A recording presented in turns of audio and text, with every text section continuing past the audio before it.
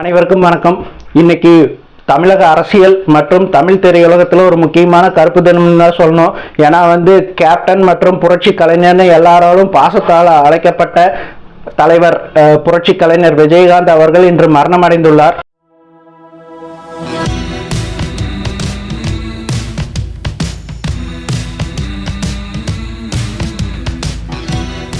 விஜயகாந்துங்கிற பேரை கேட்ட உடனே நம்மளையே அறியாம நம்ம மனசுக்குள்ள ஒரு வலிமை தோன்றும்.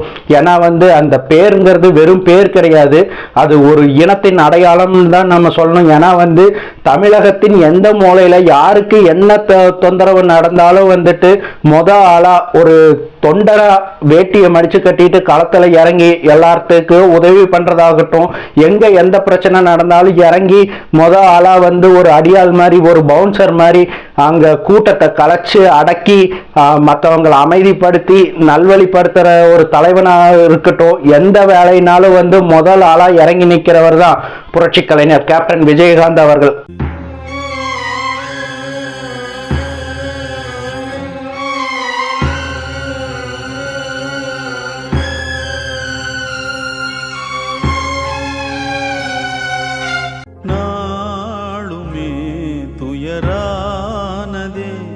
பழி பாவங்கள் சுமையானதே,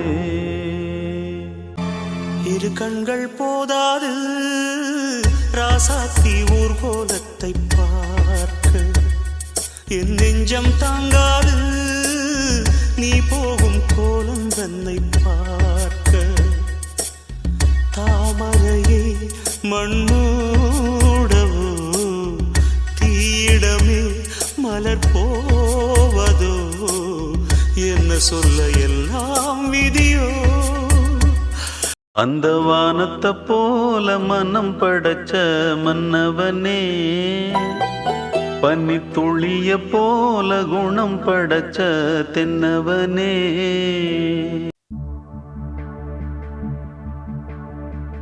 ஊருக்கு உழைத்தவனே உறங்குகிறாயோ, உழைத்தது போதுவென்று உறங்குகிறாயோ, ஊரார்க்கு அழுதவனே உறங்குகிறாயோ, ஊராரை அழ வைத்து உறங்குகிறாய்.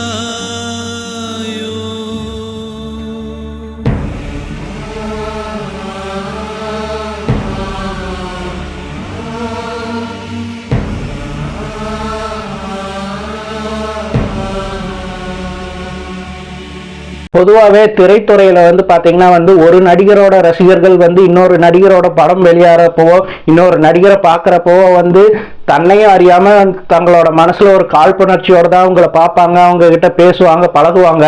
ஆனா விஜயகாந்த்ங்கிற பேரை கேட்ட உடனே அந்த மாதிரி யாருக்குமே எந்த எண்ணமுமே தோன்றாம இது நாள் வரையில அவரை பத்தி பேசினவங்க, அவர் உயிரோடு இருக்கிறப்பவும் சரி, இப்போ இன்னைக்கு அவர் இறந்துட்டாரு இப்ப பேசுறவங்களும் சரி, அவரை யாருமே எந்த ஒரு காலகட்டத்திலையுமே தரம் தாழ்த்தி பேசியோ ஒரு தப்பான செயல் அவர் பண்ணாரு, அவர் இப்படியெல்லாம் மற்றவங்களுக்கு கெடுதல் பண்ணாருன்னு சொல்லி கேட்டு நான் இதுவரையில யாரும் பேசியுமே கேட்டதில்லை. ஏன்னா அந்த அளவுக்கு எல்லாரோட மனதையும் கவர்ந்த ஒரு நடிகராக ஒரு தலைவராக தான் அவர் திகழ்ந்திருக்காரு.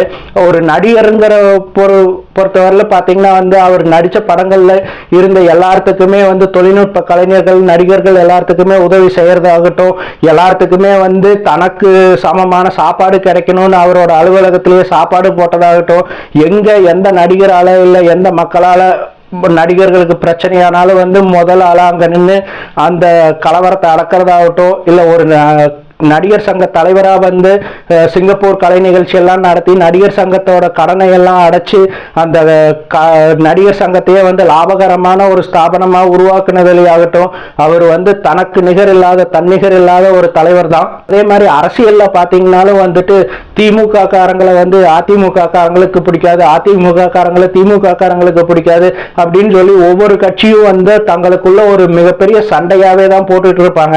ஆனா எந்த கட்சியோட தலைவர் நடிகர்களாகட்டும், அமைச்சர்களாகட்டும், தொண்டர்களாகட்டும் விஜயகாந்த்ன்ற பேரை கேட்டாவே உருகி அவங்களோட மனசுல இருக்கிற ஒரு நல்ல பக்கத்தை மட்டும்தான் அவர் மேல காட்டுறாங்க. ஏன்னா அவர் உண்மையிலேயே எல்லாத்துக்கும் பிடிச்சமான ஒரு தலைவரா அரசியல்லையும் இருந்திருக்காரு. அதே மாதிரி வந்து தனக்கு முன்னோடியா இருந்த தலைவர்கள், அரசியல் கட்சி தலைவர்கள் எல்லாத்துக்கிட்டையுமே வந்து ரொம்ப பவ்யமா, ஏன்னா வந்து இதுக்கு முன்னாடி அவங்க அந்த மக்கள் நல கூட்டணின்னு ஒன்று ஆரம்பிச்சப்பவே வந்து வைகோ அவர்கள்கிட்ட அவர் எவ்வளவு பவ்யமா நடந்தாரு. அதே மாதிரி தனக்கு பிடித்த தலைவரான கலைஞர் முன்னாடி அவர் எவ்வளவு பொறுமையா இருந்தாரு அப்படிங்கிறது நம்ம எல்லாத்துக்குமே தெரியும். அவர் தன் மனசுல பட்டதை வந்து நேர்மையா வெளியே யாருக்கும் பயப்படாம சொல்றதுல இருக்கிற துணிச்சல் வந்து இன்னை வரையிலும் வந்து வேற யாருக்குமே இருந்ததில்லை. அதே மாதிரி மற்றவங்க எல்லாம் சொல்ற மாதிரியே வந்து கலைஞரும் ஜெயலலிதா அம்மையார் அவர்களும் தன்னோட சுய நினைவுல இருந்தப்போ நல்லா ஆக்டிவா ஒரு தலைவர்களா இருந்தப்பவே வந்து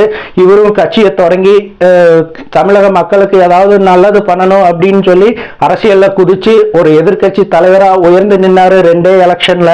அந்த மாதிரி ஒரு பவர் வந்து இந்த தமிழ்நாட்டுல வேற யாருக்கும் இது வரையிலும் இருந்ததே கிடையாது. மொத்தத்துல சொல்ல போனா ரமணா படத்தோட இறுதி காட்சியில இவரை தூக்குல போடுறதுக்கு முன்னாடி வந்துட்டு தமிழக முதலமைச்சரா அந்த படத்துல நடிச்சிருந்த ரவிச்சந்திரன் போயிட்டு இவரை ஜெயில பார்த்துட்டு கேட்ப ஒரு விஷயம் சொல்லுவாரு. என்னன்னா வந்து ஒரு மனுஷன் இறந்தான்னா அவனோட குடும்பம் வந்து அவனை பத்தி அழுதாங்க, அவங்க பிரிவுக்கு வாடுறாங்க அப்படின்னா வந்து அவன் ஒரு நல்ல மனுஷனா வாழ்ந்திருக்கான்னு அர்த்தம். ஆனா ஒரு மனுஷன் சாகரப்ப அந்த நாடே அழுதுச்சுன்னா அவன் மிகப்பெரிய ஒரு நல்ல தலைவன், உனக்காக இந்த நாடே அழுகுதேப்பா அப்படின்னு சொல்லி சொல்லுவாரு. அந்த அளவுக்கு வந்து நாடுவே போற்றக்கூடிய ஒரு தலைவரா நிஜ வாழ்க்கையிலே வாழ்ந்து இன்னைக்கு மறைந்திருக்கிறார் கேப்டன் விஜயகாந்த். இதுல இன்னொரு இந்த துக்கத்திலையும் ஒரு ஆறுதலான விஷயமா நான் என்ன பார்க்குறேன்னா வந்து அவர் கூட நெருங்கி பழகின ஒளிப்பதிவாளர் மற்றும் நடிகர் இளவரசு, அதே மாதிரி அம்மா கிரியேஷன்ஸ் பட தயாரிப்பாளர் கோபி டி சிவா அவர்கள், அதே மாதிரி வந்து நடிகர் தியாகு அவங்க எல்லாம் சொன்னது எல்லாம் பார்த்தீங்கன்னா வந்துட்டு அவர் இவ்வளோ ஒரு காலம் கஷ்டப்பட்டு நோய்வாய்ப்பட்டு ரொம்ப சிரமப்பட்டு இறந்து போயிருக்காரு. அவர் பண்ண புண்ணியங்களுக்காக வந்து அந்த இறப்பே கூட கொஞ்சம் முன்னாடி வந்திருந்தா அந்த கடவுளே வந்து அவர் மேல கருணை காட்டின மாதிரி இருந்திருக்கும் அப்படின்னு சொல்றாங்க. என்னோட ஸ்டாண்டும் அதுதான். கண்ணீருடன் நேரிசை திரைக்களத்திற்காக தேவேந்திரன் முனுசாமி, ஆப்பக்கூடலில் இருந்து.